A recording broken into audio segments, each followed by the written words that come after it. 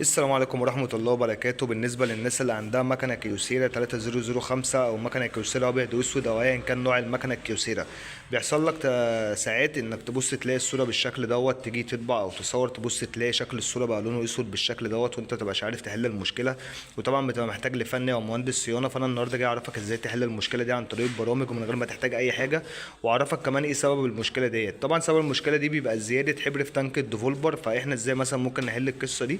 فإحنا معانا المهندس محمد غانم دلوقتي هيشرح لنا ازاي نقدر نحل مشكله السواد اللي في الصوره ديت بكل سهوله، وان شاء الله مش هتحتاج لفني صيانه او مكنه تصوير. بس قبل ما نبدا الفيديو عايزك تصلي على النبي وتعمل لايك للفيديو والاشتراك في القناه.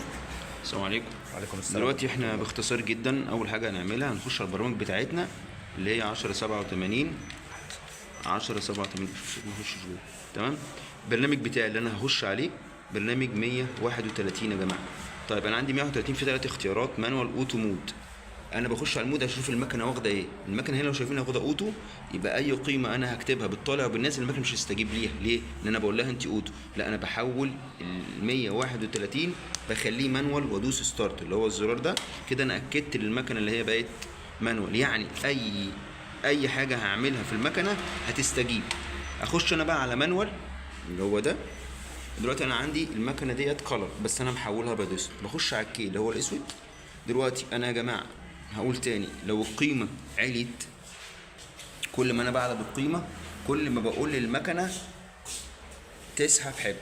تاني لما باجي اعلى بالقيمة اللي هي الموجب دي بقول للمكنة تسحب حبر، فسحباني الحبر ده بينزل في التانك بالزيادة. طب انا هنزل للقيمة ديت اللي هي كانت 150، انا خليتها 110، خليها 110 وادوس ستارت. بس عشان القيمه اللي انا بنزل بيها وبطلع، عشان اهرب من ايرور 7101 او 7102 او 7103، لازم اخش على البرنامج 155. مهم جدا يا جماعه البرنامج ده مكتمل ل 131 اللي هو ده، واخش على التونر. القيمه اللي احنا شايفينها مثلا في الكي دي، انا كده الدنيا كويسه معايا، المكنه مش هتديني اي ايرور. طب لو والله لو قلت وصلت لحد 20 هتديني 7101. لو علت عندنا من 800 و 900 وال 1000 هتديني 7101. بمعنى الايرور 7101 ده بيظهر امتى؟ لما التانك يكون شبعان حبر او التانك يكون ما فيهوش حبر.